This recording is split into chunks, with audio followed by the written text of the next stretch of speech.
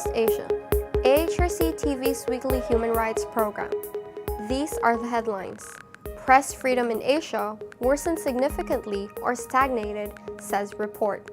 Nepal, trampling on freedom of expression. Thai reporters told to watch themselves on Press Freedom Day.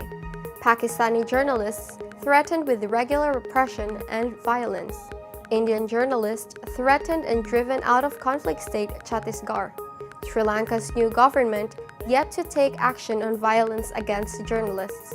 Indonesian journalists given no protection by media laws.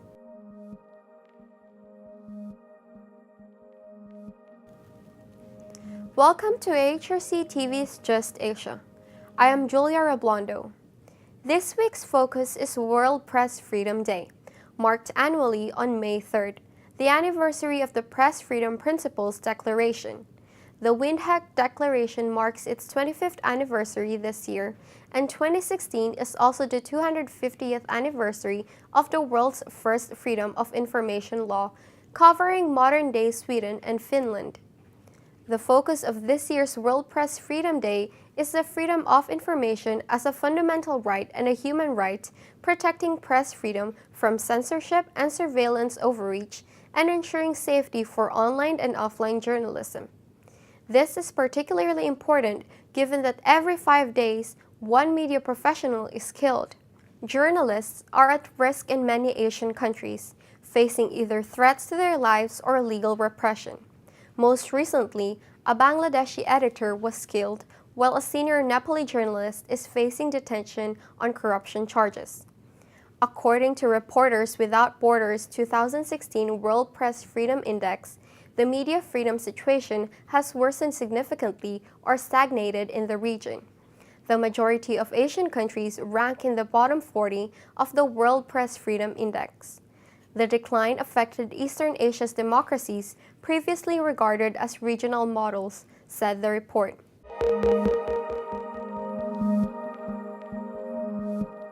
In Nepal, the eve of World Press Freedom Day saw the arrest of Robert Penner, a Canadian national working at an IT company in Nepal, for allegedly inciting disharmony and jeopardizing national integrity through social media. His employment visa was revoked, and Penner was ordered to leave the country within 2 days.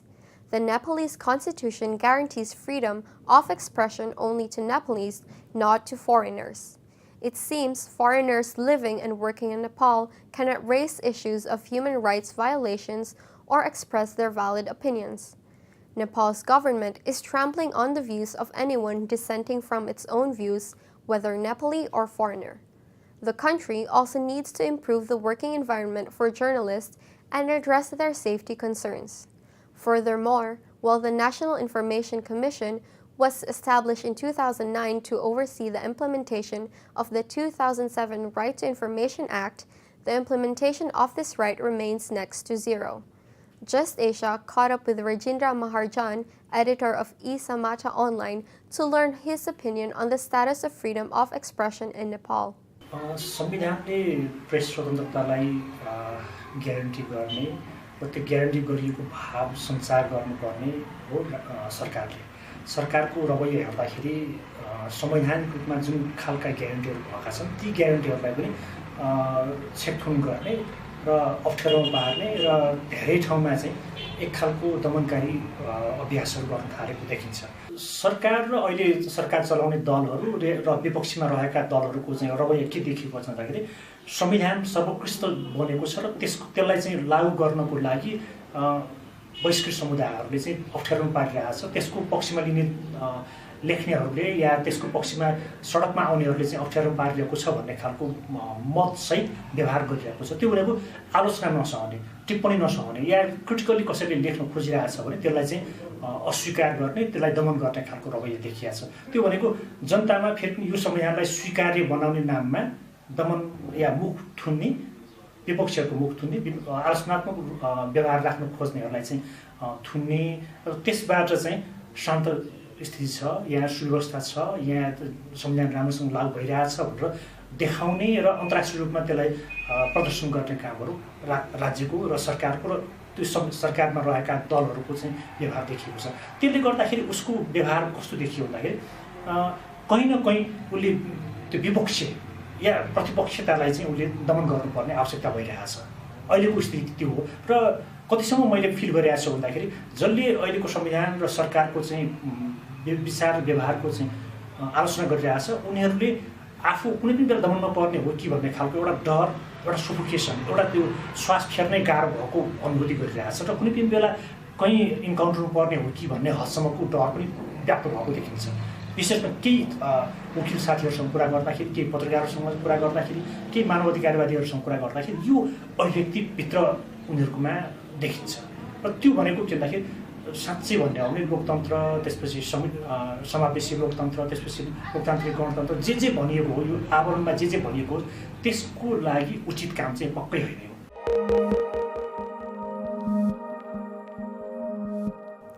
Thailand, meanwhile, saw Prime Minister Prayuth Cha-o-cha tell senior reporter Yuwadee Thanyasiri to watch herself on Press Freedom Day after her statement, "Freedom of the press is freedom of the people."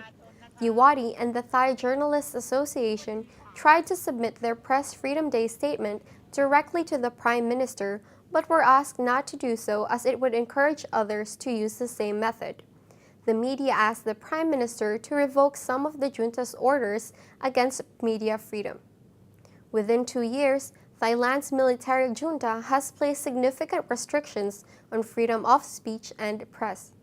The junta has issued broad orders prohibiting criticism of its actions, closed numerous media outlets, blocked access to internet sites, and summoned members of the media for questioning and attitude adjustment. On 13 September 2015, the National Council for Peace and Order summoned and detained Prayuth Cha-o-cha, senior reporter of The Nation, at an undisclosed location for 2 days for posting alleged provocative and divisive messages on social media in violation of an agreement he had made with the NCPO after being detained in May 2014. Prayuth was released on September 15th after he signed a document agreeing not to be involved with or support anti-NCPO groups. Prayuth also resigned from his position at The Nation, where he worked for 23 years, reportedly under pressure from the newspaper's management.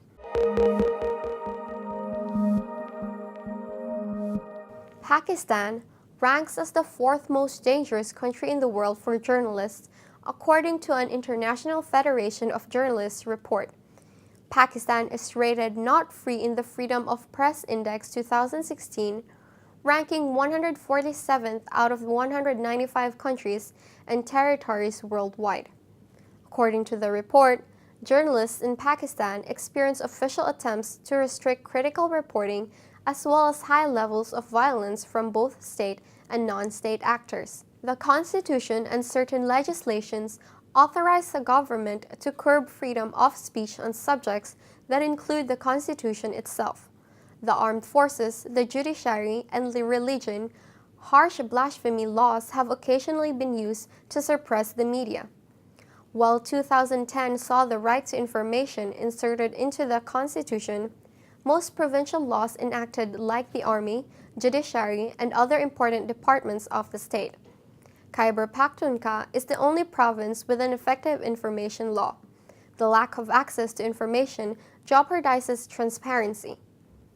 Pakistan returned to the notorious practice of press advice in 2015 with regulatory authorities for both print and electronic media advising the free press to avoid criticizing the establishment. Journalists in the country continue to face threats, attacks, and killings by state as well as non-state actors. The state's failure in prosecuting those responsible leads to a culture of impunity. 2016 began with many unfortunate incidents. The office of a TV channel at Islamabad was attacked with explosives. In February, supporters of the killer of Punjab Governor Salman Taseer attacked the Hyderabad Press Club and the Karachi Press Club. One editor-in-chief of the Jang Group, Pakistan's largest conglomerate of newspapers, was booked in more than 135 FIRs in all 4 provinces under baseless blasphemy charges in the last 2 years.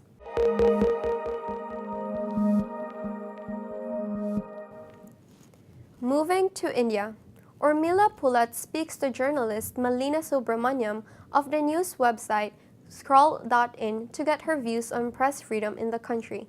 Ms. Subramaniam has worked in one of the most sensitive and challenging parts of the India, violence-affected Chhattisgarh, reporting on human rights abuses in the region.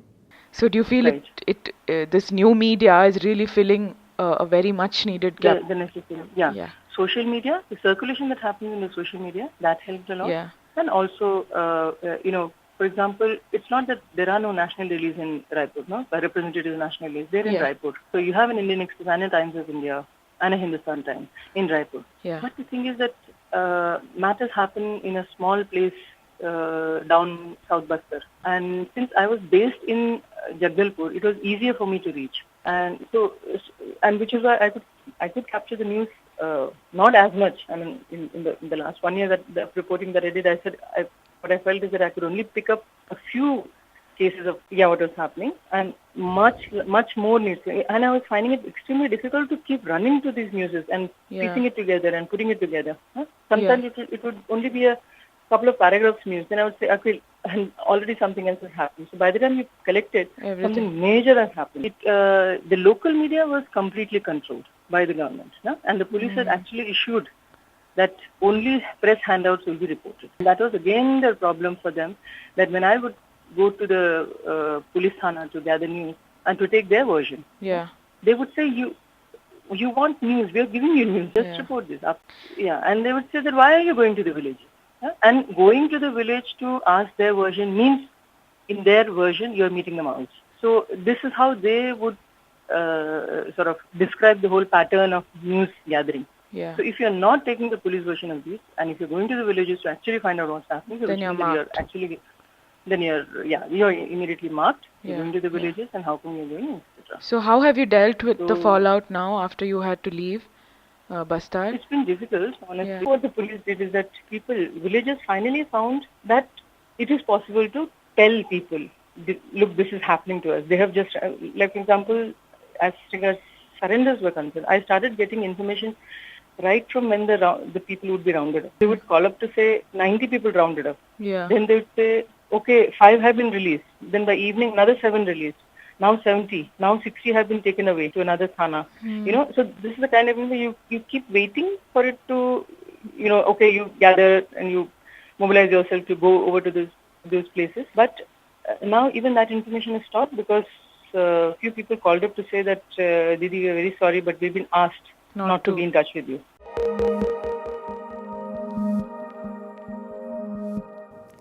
Although Sri Lanka has moved up 24 positions in the World Press Freedom Index released by Reporters Without Borders, it is still lowly ranked at 141 out of 180 countries. Despite promises of good governance and media freedom by the new government, so far no serious investigations have been conducted into the abductions, harassment, and killings of several journalists that took place during the past regime. The disappearance of cartoonist Prageet Eknilogoda in 2010, the killing of journalist Shivaram in 2005, the attack on the Sirasa Media House in Depanama in 2009, the killing of senior journalist Lasantha Wikramatunga also in 2009, the attack on the Udayan office in Jaffna. There were a total of 33 attacks on the Udayan offices to date. The attack on Siyata in 2010, and most recently, the blatant attack on the associate editor of Sunday Leader, Mandana Ismail Abe Wikrema, forcing her to leave the country, are some of the horrific incidents, none of which have yet been duly investigated. Even after more than a year of coming into power, the new government's assurances to appoint a presidential commission to investigate such attacks on journalists and media has not materialized.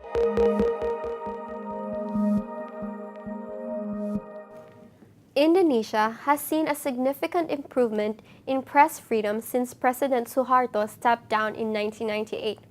New laws on print and broadcasting saw the end of government domination of the media. A constitutional amendment regarding the right to freedom of information and communication further strengthened media reform. None of these laws, however, serve to protect journalists. According to the Independent Journalist Alliance, 50 cases of murder, violence, intimidation, and forced dissolution of events organized by journalists annually over the past 10 years, 500 cases in 10 years. This does not include the cases of violence and fabricated charges relating to the 2008 law on electronic transaction. Some 134 journalists have been charged with this law, said the Press Legal Aid. The journalists also subjected by the law number 44 of 2008 on the pornography, where the law charged the journalist more than 10 years for the publication which contains pornography. Menunjukkan hasil positif atau hasil yang signifikan karena ancaman kebebasan pers itu masih terus terjadi dengan salah satu indikasi teman-teman di AHRC umpamanya ada 8 kasus pembunuhan jurnalis di Indonesia yang belum tuntas hingga saat ini. Nah, sedangkan kami di Aliansi Jurnalis Independen Jakarta itu menilai dari catatan sepanjang tahun 2015 saja hingga di April 2016 ada 4 kasus ancaman kebebasan pers baik di pers mainstream maupun pers mahasiswa, sehingga kami kira hal tersebut menjadi ancaman besar di mana Yogyakarta yang selalu diklaim sebagai city of tolerance atau kota yang bertoleransi, kota yang berarti nyaman, namun tidak menutup kemungkinan juga beraja dari apa yang terjadi di AHRC hari ini dan hari kemarin lebih tepatnya ketika peringatan Hari Kebebasan Pers Internasional, di mana acara tersebut dibubarkan oleh pihak TNI, Ormas, dalam hal ini FKPPI, PAKI, dan juga dibubarkan oleh polisi. Sehingga di Yogyakarta saat ini selain ancaman kebebasan pers yang bisa dibilang sangat darurat, namun toleransi di Yogyakarta juga sangat darurat. LBH Pers dalam rangka World Press Freedom Day mengeluarkan rilis terkait kondisi kebebasan pers di Indonesia dengan mengangkat tema pers Indonesia diambang kriminalisasi dan konglomerasi. Mengapa kita mengambil tema itu? Karena pertama memang kita lihat bahwa dari segi kekerasan semenjak 2015 sampai akhir bulan ini itu tercatat sekitar kurang lebih 50 kasus terkait kekerasan terhadap jurnalis. Kemudian selain itu juga ada kasus pembunuhan terhadap jurnalis. Ada 9 kasus pembunuhan dari 1999 sampai 2011 yang itu belum dituntaskan, dan Dewan Pers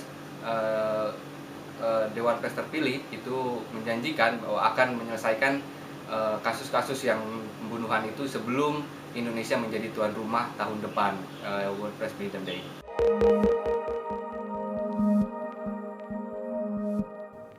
That is all for this episode of Just Asia. For more on these and other issues, please visit www.humanrights.asia or www.ahlrc.asia/Just Asia. Thank you for watching and see you next week.